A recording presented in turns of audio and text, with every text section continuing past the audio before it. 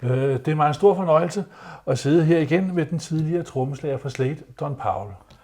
Hi Kim, how are you? I am very good, Don. Yeah, nice to see you. Yes, nice to see you too. Yeah. And from here on, I'm switching over to English. Okay. So, since our last meeting in September, that's okay.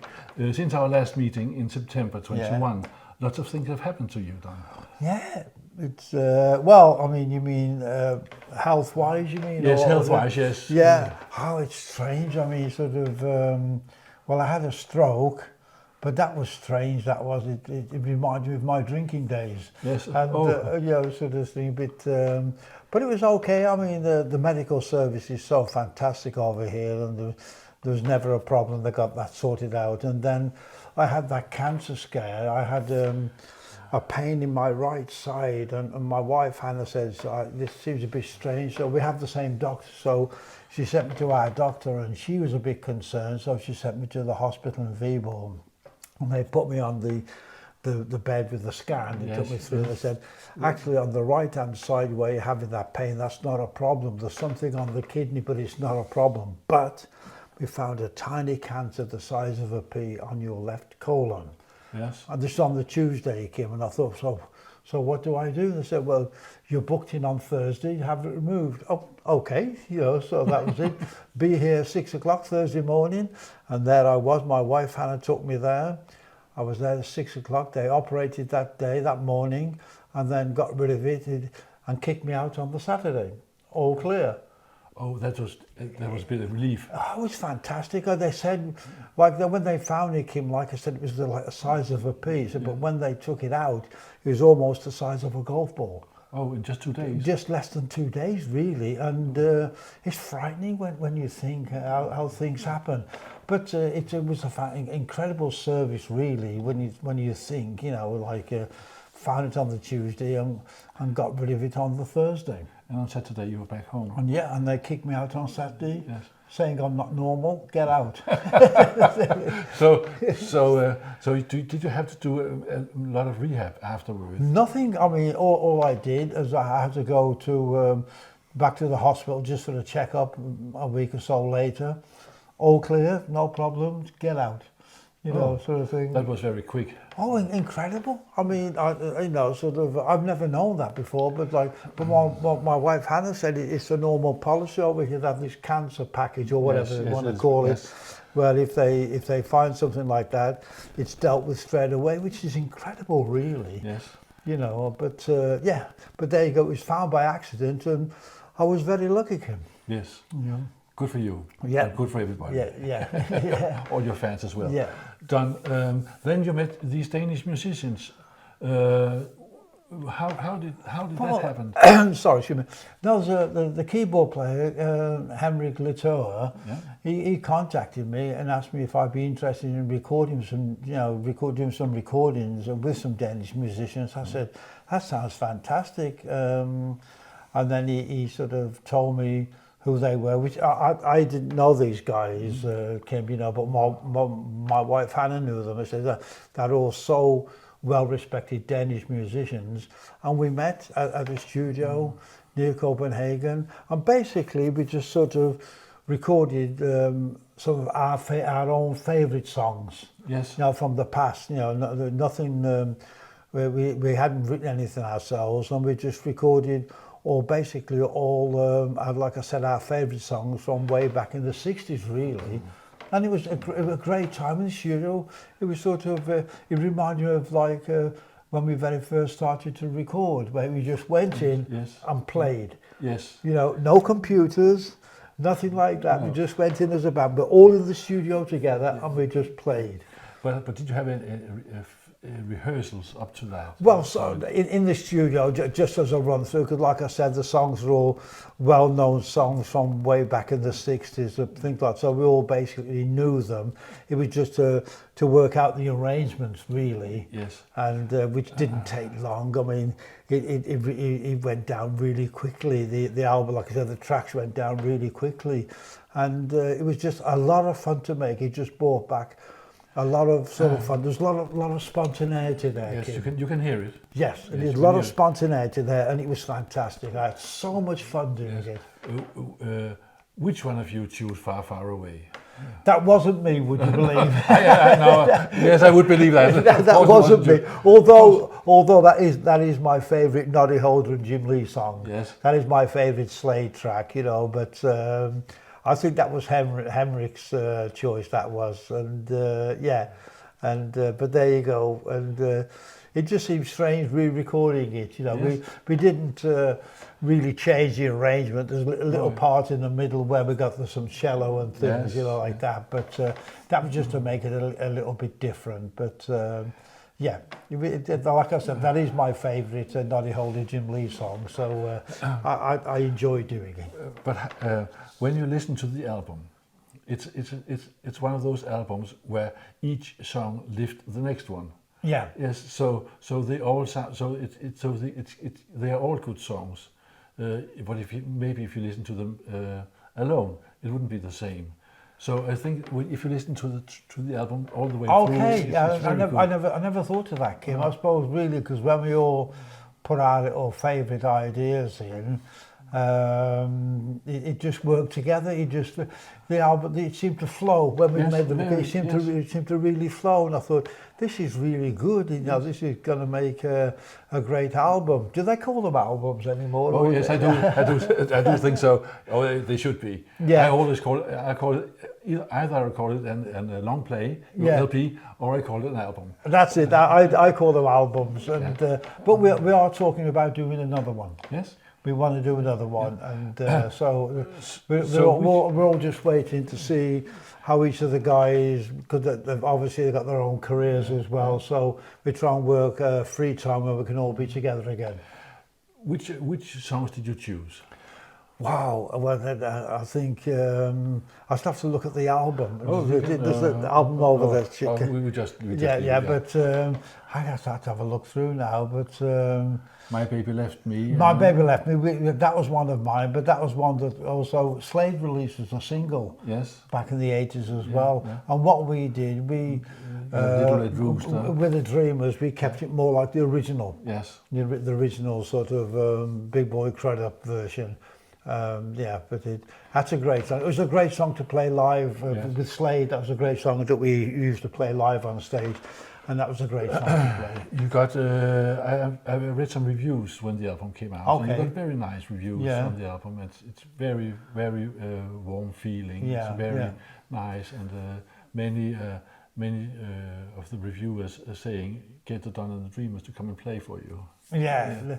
Well, there is talk. You know, who knows? That we say watch this space. Yes. And see what happens. But we have spoke recently, all the guys, and there is going to be some more recordings.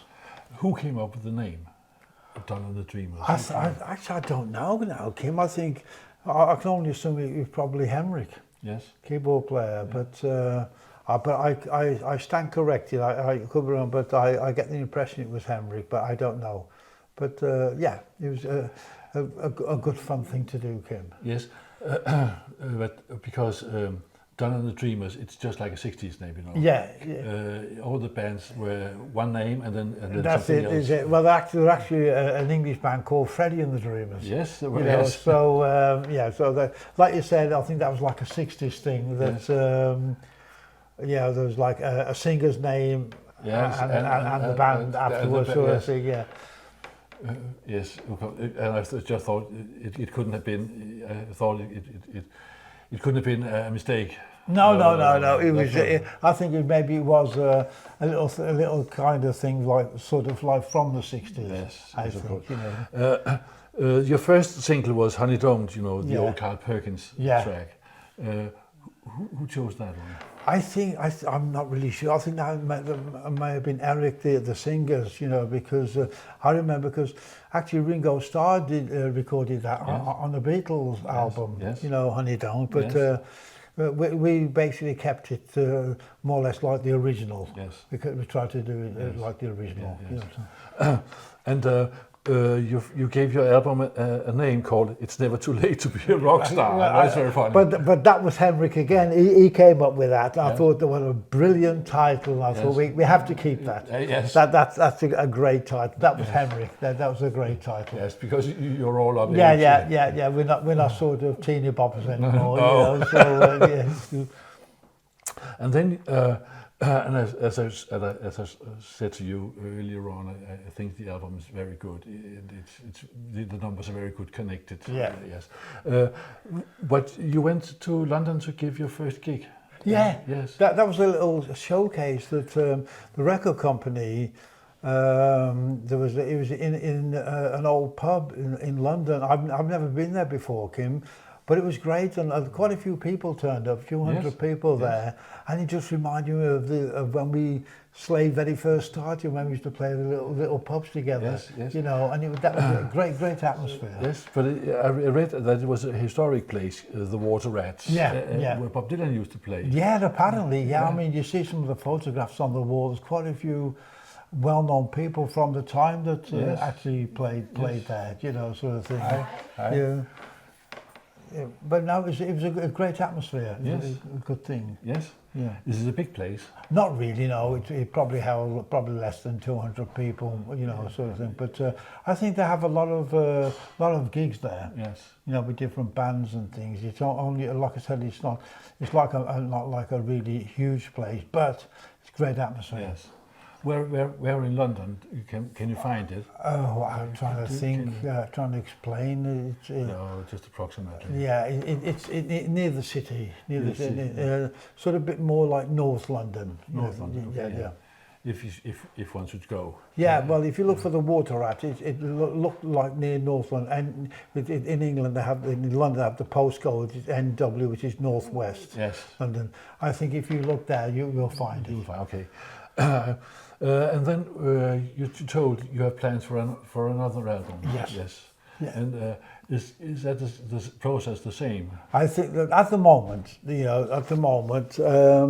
but I think we may with the next one may do some original songs. Okay. Yeah, but there's nothing planned at the moment. But that's when I was talking to Eric, the singer, and we said it could be a nice time to maybe do a few original songs on the CD as well. Yeah. Oh.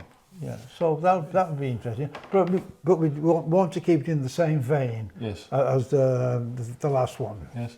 Where you go all five in the studio. Yeah. And play. Yeah, all of us together. Just play. No machines, no nothing. No machines, no computers.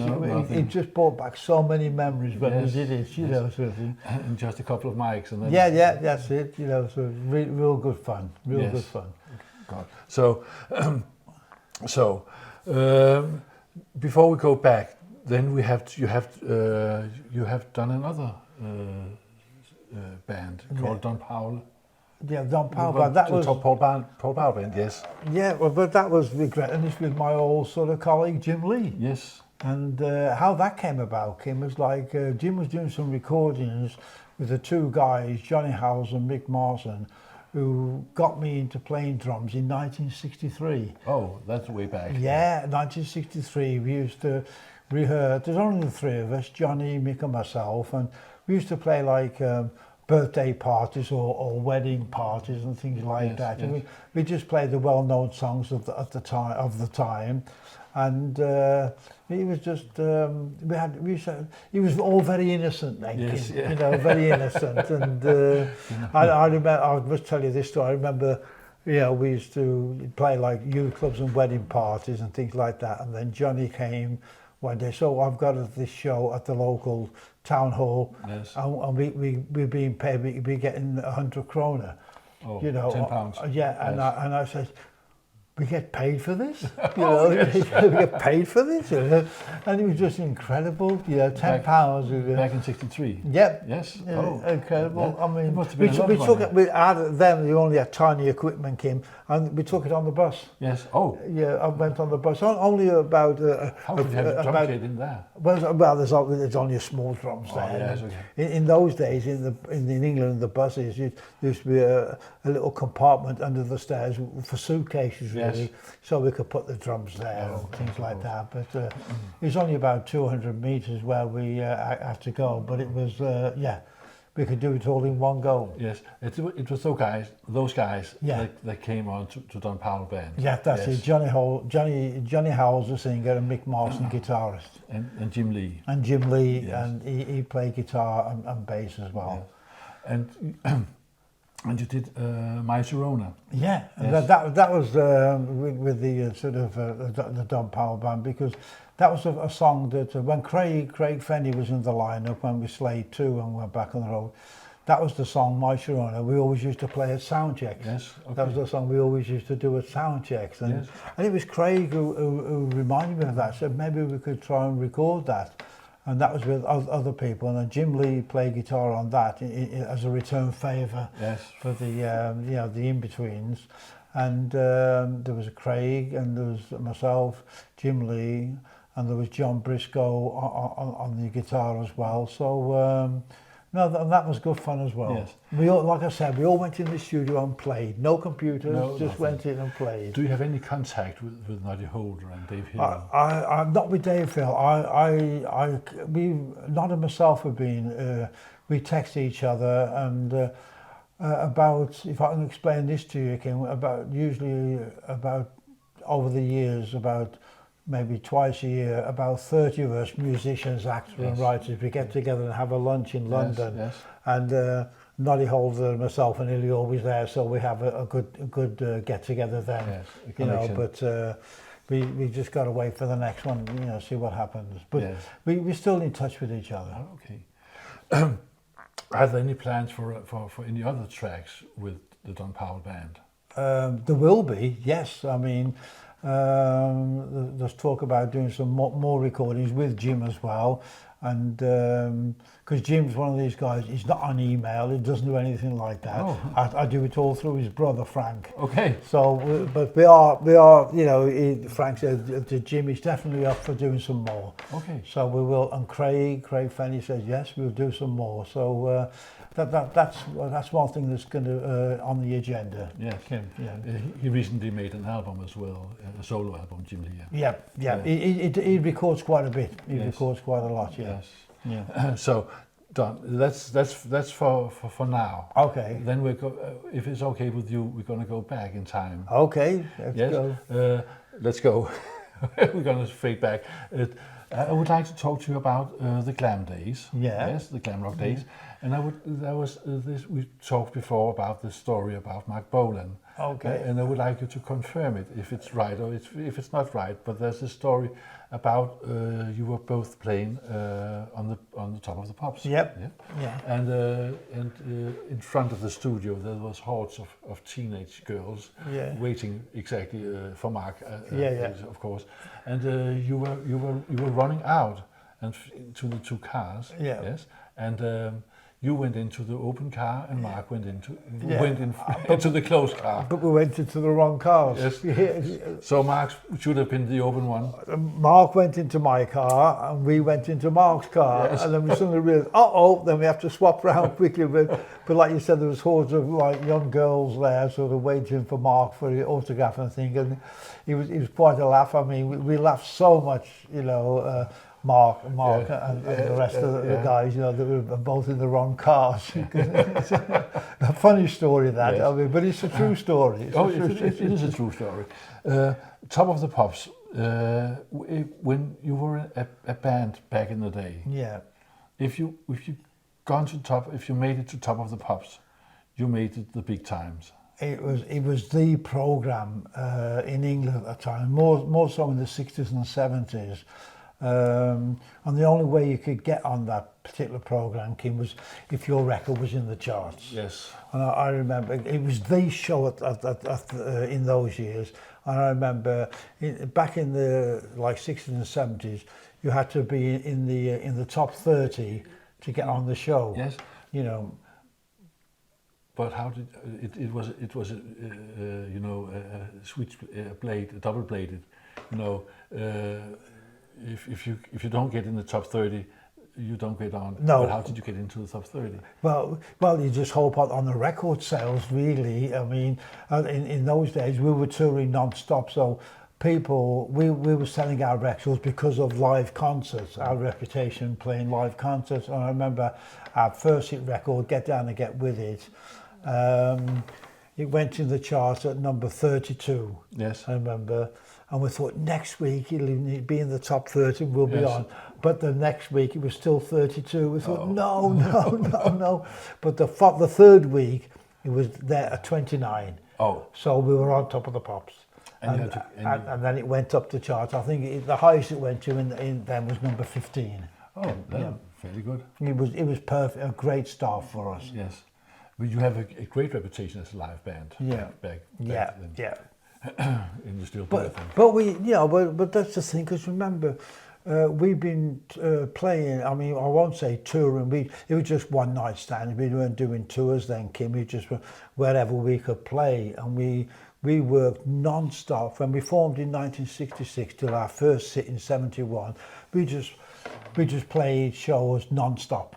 You know, sort of thing, every night in the back of the van, traveling, that kind of thing, and that's what helped us get our first record because of our reputation on stage. When you went to the top of the pops, how was it to be there? Oh, just incredible, because it's one of those things where you watch it when you first start, you see all like the Rolling Stones, the Beatles and people like that, you know, Elvis Presley and things like that, and you think, well, if only we could get on that program. That is the program. And I remember when the first time we got it, it was just like a dream come true, something you only ever saw on TV when you first started, so we could watch it. I remember standing I was in the studio all day. I just wanted to see how things were done, you know, and it was just great, because then it was all just playback. Yes. Yeah, it all became just playback. So just because it was too difficult to do the live thing with all the different acts, you know, because it's only like a 30-minute show. Yes. So they had to, you know, it needed to be playback for that reason. You had to speed it up as well. You had to have the top 10 artists on. Yeah, that's it. So you couldn't be trying to get the sound and everything for 10 totally different artists as well. You know, it wasn't only bands that was on that program, Kim. It was like, you know, like the Tom Jones and people like that, you know. So there was an orchestra there as well, you know. So I mean, but it was just like. It was sort of like an institution, Top of the Pops. It was there from the 60s, and we used to watch everybody, like I said, the Beatles, the Rolling Stones and people like that, and when you actually get to go on yourself, it's just a dream. Yes. They had an orchestra there, you say, yes? How were they? Did they play good or? Well, for what they were, I mean, luckily we only ever had like an orchestra augmentation, which was like back in the 70s with the song How Does It Feel? Yes. And I don't know that I'm allowed to say this, but I mean, they were not very good. I mean, even the producer of Top of the Pops said this is not good. I'll let you mime to play back. This is not good. Yeah. But how can you do a playback with the drums without? Well, how can you play the drums without hitting it? Oh, well, you can, but like they used to have pads on the drums. Okay. You know, sort of thing. They used to put pads on the drum. It's always worse for the drummer on playback. You know, sort of thing. But I remember, I think it was late 70s when. We all, it was maybe Christmas time, and we all had quite a few to drink because of the Christmas festivities, and we were doing playback, and I decided to do a drum solo. When we were playing Merry Christmas Everybody, I decided to do a drum solo, and that's the only take they always show now, because we were just killing ourselves laughing, you know, sort of thing. But it was good. It was fun. It was fun. But were you all together, all the musicians, were you together in the back all day, or did you come and go? It depended, you know. Sometimes it was come and go. Very often we were there with with Roy Wood's band, you know, because they're all from the same area, you know, near Birmingham, you know, sort of thing. And we were all together with a lot of people. I mean, it was great actually because there was no egos there, Kim. No. We were all there for the same thing, to promote our product, you know, and it was great. And there's always in the BBC restaurant afterwards, the canteen, it was all great, you know, sort of be sitting there and sharing tables with whoever else was on the show. There was also lots of other TV programs were going on at the same time, you know, so it was always a great atmosphere. Yeah. No egos, no wonderful. So you could have sit on the same table with David Bowie and Marc Bolan so Roy Wood and so I remember the one time with Michael Jackson, and I think he had the first operation on it, and he was sitting like this, like this. I've hurt my nose. But no, he had that was the first operation. Yeah, oh. He looked quite normal then. Not like the later days. Oh, very sad. Yes, very sad. Yes, it's a sad story. Yeah. In Denmark, in 72, from 72 on approximately 74, you were either a Slade fan or you were a Sweet fan. Yeah. Was it the same thing in England? No, it wasn't until I came to Denmark, and when my wife Hannah told me the same thing. Yes. You were either a Slade fan or a Sweet fan, and they never spoke to each other. It was almost like a civil war. But we never knew anything about this at all. No. You know, because I mean, in the 70s, we never did any concerts with Sweet at all. The only time we saw them was at Top of the Pops, or other things, or on the motorway service station. Yes. I mean, yeah, but there was not to us. There was never any competition between us. We never do anything about it. Like I said, it wasn't until I first came to Denmark and my wife Hannah was telling me, oh, there's always a big rival. You're either a Sweet fan or a Slade fan. You never like. You can never like the two. You know? No. We were never aware of this, Kim. Mostly it's. But I mean, I'm sure that happened. I remember back in the 60s, it was either the Rolling Stones or the Beatles. Yes, exactly. I suppose the same kind of thing. Yes. You know. But you weren't that far from music-wise. No. As I said, the only time we ever saw each other was at Top of the Pops, really, and you know, so we were never really aware of that. No. So when you recorded "Take Me Back Home," it was a complete change of sound. Your records make a change there. Yeah. You went from you know. Like a bit of Lovin' Spoonful. Yeah, I've never heard that one before. That's a good one. Yes. That's a good one, man. No, well, remember, Because I Love You was Jim Lea on violin. Exactly. You know, so it was a bit an easy thing, you know. So, but Take Me Back On was more us as a band. Yes. You know, as a live band. Yes, more hard. Yes, and that's how from then on actually, Kim. That's how we started to record. We record all together. You know, there'd be no separate, and Noddy Holder would sing at the same time. You know, he would be in a booth and sing at the same time, and we always like to do that with all of our recordings after that were all us playing as a band. You made 4 non-album singles before you went on to record Slade. Yeah. Yes, that's a lot of singles before you put out an album. How come? I don't know. I think maybe we were recording the album, but it was Chas. Chas Chandler was our manager, record producer at the time. He was trying to do the same kind of thing as the Beatles, where they used to have at least 3 singles a year out. Yes. And that's the kind of thing he was doing with us. And the one album we recorded, Play It Loud. And he said the next album, because we were doing lots of we were touring non-stop then, Kim. And he said, I think the next album will be a live album. Yes. And that's when we recorded Slade Live. And how we did that was a small theatre in London, which was set up for a recording studio. It only held, it was like a small theatre. It only held probably less than 200 people. And the idea was we recorded 3 nights there. We did 3 concerts there. And the idea was to pick the best out of the 3 nights to see that. But actually, Slade Live is the second night. The second night. It's all the second night. And you know, no matter where we go in the world, you know, Kim, that's the only album they ever mention. It's Slade Alive. Yeah. Okay. If you can see it on the wall there, Yes, our very first trip to Australia, Slade Alive had gone triple gold. Oh. And it went triple gold again. It was the biggest thing ever to outsold any Beatle albums and things like that. And we didn't know anything about this. No.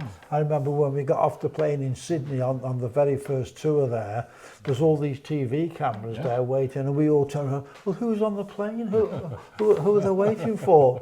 And they were waiting for us because it was the biggest album there. It was just incredible. Just amazing. And like I said, no matter where we go in the world, even today, that's the only album, of all the albums we released, that's the only album they ever mentioned. How came an odd track like Darling Be Home Soon, how come you chose that for the album? That was, it was always a great song to showcase Noddy Holder's voice. And it was just like the sort of the down part of the show. And Darling Be Home Soon was the perfect choice for that, and it was a great live song. Yes. A great stage show, you know, a song for that, and that was just part of the show then, you know. So that's yes. But it's a great song. Yes, it is. John B. Sebastian. Yeah. Yes. Incredible. Of Loving Spoonful. Yeah. So who chose your dresses, your clothes? That was us. You chose it yourself? Yeah, we got that. Have you tailor or something? If I could tell you that Dave Hill is colourblind, maybe that'll make sense. Yes, it would indeed. Yeah, but no, that was us. I mean, it was just sort of, it just got outrageous, really, you know, sort of thing. It was everybody trying to outdo each other, you know, sort of thing. But Jim Lea and myself were always a bit more sort of yes, a bit more normal, if you can use the word, you know. But, the boots. Where did you get the boots? That was from London. As a guy, it was in Kensington Market. There was like a clothes market there, a big. Actually, Freddie Mercury used to work there, and he was there when we used to do it. But we didn't really know him that well. But he used to work there, Freddie Mercury. And the reason Dave Hill's got a complex about his height, that's why he was wearing the big boots. That's when he got mad. He got to be ridiculous in the end. Oh, it got a bit out of hand. Sorry? It got a bit out of hand. Oh yes. It got ridiculous. I remember many years, I think it was in the 80s, I still had a pair of those big, I never wore them, I still had a pair of those boots. I thought, I'll just try them on, and I nearly fell over. I thought, how did I wear these? I don't know if it's appropriate to talk about Gary Glitter anymore, but there are some footage from Top of the Pops. Okay. Yes, from 73, I think, when he did a lead of the gang. Okay. When he's walking down some stairs, and he can hardly walk. I think he fell over at one point. I seem to remember that because it was the same, you know, sort of like it was like him and Dave Hill had a competition, you know, sort of, you know. Get higher and higher. Yeah, it's mad, absolutely mad. You have to have a ladder to get up in them. Yeah. Sorry, unbelievable. Yes. So, Glamrock was at its height in 72 and 73. Yeah. And you were out doing each other. Yeah. And all in a sudden, no, let me rephrase that. How come it never got to America? It was a bit... Well, when our very first American tour, when we were there, it was the Glamrock scene wasn't in America then. No. It was mainly like the Eagles, Steely Dan, or people like that. So when we went, you know, it was like sort of, whoa, what's this? You know, sort of thing. And it didn't really swap over to the American market. No. Not then anyway. It wasn't until a bit later with Kiss and people like the New York Dolls and people like that, you know, a bit later on. And I always say Kiss, we met them we did a few shows with them in the States, and they always say that their influence came from us, from Slade. Yes. You know, they always, Gene Simmons always admits that. Yes. You know, but just great guys, and it's sort of, like I said, in the early 70s, the glam rock thing didn't really swap over to America. No. And it really went against us, Kim. Who did you go against us? Yeah, it went against Slade. Yes. Yes. Yeah. Were you trying too hard, or? I think so. I think so. I think it was a bit too much, and also with radio plays, yeah, the FM and the AM stations. Yes. Our records at the time were a bit too noisy for AM stations, and they weren't quite programmable for the FM stations, you know. So it was very hard to get our records played on American radio. So it was in somewhere in the middle. Right in the middle, and it was very difficult. Concerts were great for us, but in certain areas, I mean, all around the Midwest, it was always great for us, and around the St. Louis area. But everywhere else, it was just sort of, like I said, the Glamrock thing hadn't gone over to America then, so it was not good for us. There was something about it was something about the commercials that when they switched from AM to FM, they have to, when you go to FM, you have to have short records again. Yeah, that's so it. You couldn't play the long songs. No. They have to have short records. Yeah. So they could put on the commercials. Well, the thing is as well on AM, FM stations, at least they used to play a lot of album cuts. Yes. Album tracks, you know, because they were allowed to play longer cuts, you know, sort of thing. But like I said, our records, like I said, were either too noisy for the AM stations and weren't quite hip enough for the FM stations. Oh. It was only in certain areas, like I said, that it was good for us. Yes, and then when you came back, the glam was almost dead. It was gone then, so we basically had to start again. But we had no egos there, Kim. We just went back to playing smaller places, you know, sort of thing, and we had a lot of fun. Yes, we did that for a few years, and we were having so much fun touring. There was nothing to prove anymore. No. You know, and we went back to playing to places like when we first started. And me personally, that's my favourite kind of place, just a small club, because you can see everyone. You can see the audience. And you can hear everything a lot better. And it wasn't until we got offered the Reading Festival back in a big festival in 1981, because apparently Ozzy Osbourne felt he wasn't ready with his band, so we got offered his slot, and it just worked for us. It just went for us. Yes, you killed them. It was great, and it was recorded live for the radio, BBC radio in the UK, and we bought the tapes off them and released a 4-record disc, a 4-song disc, and it charted again. Oh yes, and it brought us back really. Yes. So you know, it was a. And you have a couple of hits back. And My Oh My. And, that's it. That was in 83 and Run Away. Yes, so it was to take you back to 74, 75 again. It was like all the bands at once chose the glam was over. You know, Slade went to America for a while. Yeah. Sweet went on their own. What the Hoople that's it, and the same with T-Rex. Yes, T-Rex went off, and Mod went off, and you can just name it, everybody. Yeah, it was like, and it's when you look at it nowadays, it looks like you make an agreement because it was finished. It was sort of, you know, it was totally gone. Yeah. The glam rock thing. So it was basically like going back to starting again, yes. Kim. Which we really enjoyed though. I mean, it was a lot of fun for us. We had nothing to prove anymore, and it was just great fun playing anywhere and everywhere. We did lots of tours in different countries, a lot smaller venues, but still having great fun. Yes, you know. So and like I said, it wasn't until '81 when we got offered the Reading Festival. Yes, you know. So to take you up to nowadays. Yeah. Yes. How can you be booked for concerts now with Don and the Dreamers and with Don Powell Band? Well, at the moment there's no plans to play live because all the guys, especially the Dreamers and Don Powell, they've all got their own different things. Yes. In interest going, so there's no plan to play live at the moment. We will be doing some more recordings. Yes. How about the Don Powell Band? Same thing. All got different interest going. So we're doing some more recordings. So you just in a studio guy now? At the moment, just a studio musicians at the moment, which is quite nice. It's like, I mean, the studio is sort of, it's like learning again as well, because it's a lot different from the 70s. Yes. Yeah.